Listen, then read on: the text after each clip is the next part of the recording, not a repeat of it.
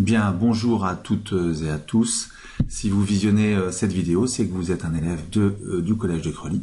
Et je vais tenter dans cette vidéo de vous présenter le nouvel environnement réseau que vous allez avoir à votre disposition à partir de la rentrée prochaine. Quand vous allez arriver lundi au collège, votre première connexion ne va pas fonctionner avec vos identifiants précédents. Donc la règle est la suivante. Votre nom d'utilisateur et votre première lettre de votre prénom et ensuite suivi des 7 premières lettres de votre nom de famille. Je vais prendre ici l'exemple de Flore Hainaut en 3e A. Donc ça ferait F pour la première lettre de son prénom, puis Hainaut pour son nom de famille. Le mot de passe pour tout le monde est la date de naissance à l'endroit. Donc ici, 2 chiffres pour le jour, 2 chiffres pour le mois, et ensuite l'année de naissance. On clique sur la petite flèche pour valider ou on tape entrée pour valider. Et lors de la première connexion, comme vous le voyez, un mot de passe ou le mot de passe concernant votre date de naissance à l'endroit doit être obligatoirement modifié. Je vais donc cliquer sur OK. Et on va me proposer ici de rentrer un nouveau mot de passe. La seule contrainte de ce nouveau mot de passe est qu'il doit au moins contenir 7 caractères.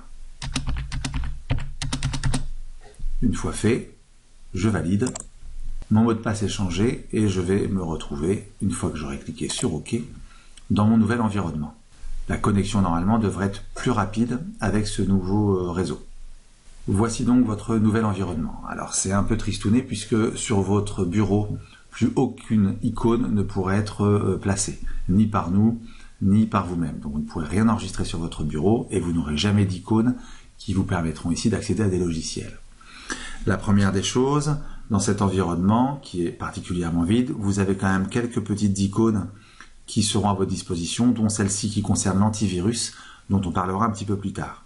Cette icône-là, vous ne l'aurez pas présente puisqu'elle correspond au logiciel qui me permet d'avoir une connexion à distance sur cet ordinateur. Donc, première chose, où allez-vous retrouver vos documents? Du coup, vous passez obligatoirement par le menu Démarrer. Et dans le menu Démarrer, vous allez pouvoir ici, en utilisant Documents, atteindre directement vos documents. Une autre façon de les atteindre est de passer par le menu Démarrer et par Ordinateur.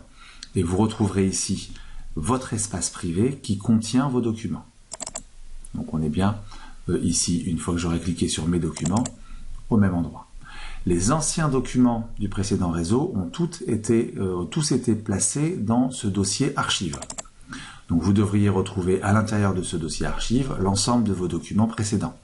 À vous, en les copiant-collant et en les déplaçant, de les remettre dans votre dossier Mes documents, peut-être prendre le temps de faire un peu de ménage et de les réorganiser. Concernant les documents partagés par matière, vous allez toujours en cliquant sur Ordinateur avoir accès ici à un dossier dit Ma classe, et dans ce dossier Ma classe, vous allez avoir 3 possibilités. Les documents en consultation, qui correspondent aux documents que les enseignants mettent à votre disposition, mais que vous ne pouvez pas ici modifier. Par contre, vous pouvez les copier-coller. Vous allez avoir un espace d'échange qui permet ici de pouvoir échanger avec tous les membres de votre classe, mais aussi avec vos professeurs.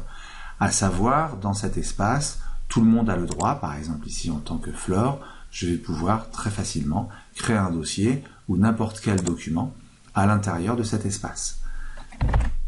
Un autre élève, évidemment, pourrait tout à fait venir le supprimer. Donc ce n'est pas un endroit où vous allez pouvoir stocker ou placer des données qui sont précieuses. Je vais donc le supprimer. Voilà. Le dernier endroit, qui s'appelle Restitution de devoirs, sera un endroit où, par exemple, en sciences de la vie et de la terre, je pourrais tout à fait, moi, en tant qu'enseignant, créer un dossier dans lequel je vous demanderai, suite à un travail en salle informatique, de venir y déposer le résultat de votre boulot. C'est l'endroit par défaut où au niveau de la classe vous allez pouvoir placer des travaux. De toute façon vous serez piloté par l'enseignant qui vous dira exactement où aller les enregistrer. Une autre possibilité, vous avez donc ici des favoris, en cliquant sur Flore Hainaut, je me retrouve directement dans ces documents. Je vais remarquer que j'ai un nouveau dossier dit ici Devoirs et qu'à l'intérieur de ce dossier, en fait, les enseignants pourront aller voir mon travail, pouvoir même l'éditer, le corriger. C'est donc un endroit ici qui est partagé entre vous et les enseignants.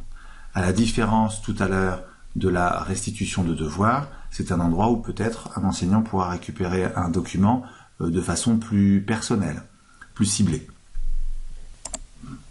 Maintenant, comment faire pour retrouver un logiciel? Eh bien, en ouvrant le menu démarrer, puis tous les programmes, tous les logiciels installés sur l'ordinateur sont ici. Donc, par exemple, si je veux aller ouvrir Microsoft Word, c'est ici que je vais le trouver. Par contre, je peux vous montrer une astuce pour aller un peu plus vite. Vous pouvez très bien, sans l'utilisation de la souris, en appuyant sur la touche Windows, vous ouvrez votre menu démarrer. Et si je tape les premières lettres du logiciel que je recherche, en général, l'ordinateur va le trouver très rapidement, le sélectionner comme c'est le cas Microsoft Office Word 2007, et en tapant sur la touche Entrée, je vais l'ouvrir. Donc une autre façon de trouver un logiciel est tout simplement d'utiliser le moteur de recherche ici.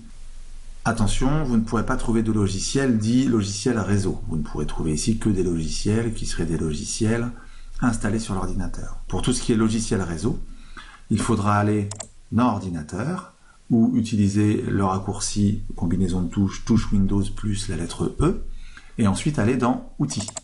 Ici, vous trouverez un dossier logiciel qui contient des logiciels que vous pouvez tout à fait lancer en double-cliquant dessus et qui sont des logiciels dits réseau, c'est-à-dire qu'ils ne sont pas installés directement sur la machine. Donc ces logiciels-là ne peuvent pas être trouvés via le moteur de recherche du menu démarrer.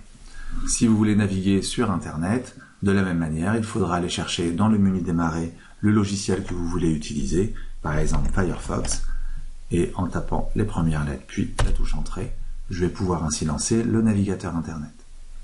Vos favoris seront conservés de la même manière que c'était le cas précédemment dans l'ancien réseau. Donc à l'ouverture d'un navigateur Internet, normalement la page d'accueil est celle du Collège Jean de la Varande, ici un message d'erreur mais qui devrait bientôt disparaître, et évidemment la possibilité de vous connecter à l'ENT très facilement et très rapidement. Si vous venez au collège avec un support, disque dur ou clé USB, vous allez avoir la possibilité, en utilisant l'antivirus, de pouvoir scanner votre support. Il suffit pour cela de faire un clic droit sur cette icône et de choisir ici Scanner.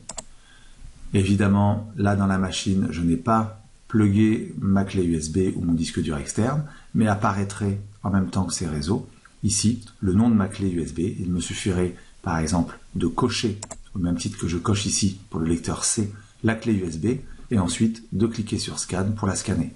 Tous les virus qui seraient alors présents dessus seront automatiquement supprimés. Si en cours d'année vous vouliez changer votre mot de passe parce que par exemple vous pensez que quelqu'un l'a récupéré, vous n'avez pas été très discret avec, vous avez tout à fait la possibilité de le faire. Il suffit pour cela d'appliquer la combinaison de touches CTRL-ALT-SUPR, puis de cliquer sur modifier un mot de passe. Et ici, en rentrant l'ancien mot de passe, vous allez pouvoir ensuite taper 2 fois de suite le nouveau mot de passe. Encore une fois, attention, il faudra que le nouveau mot de passe fasse au moins 7 caractères. Enfin, si vous avez oublié votre mot de passe, pas de panique, vous demandez à l'enseignant de vous forcer un nouveau mot de passe, il y a la possibilité de le faire. Voilà pour l'essentiel, évidemment c'est en utilisant le réseau que petit à petit vous vous habituerez à ces nouveautés. Bonne rentrée.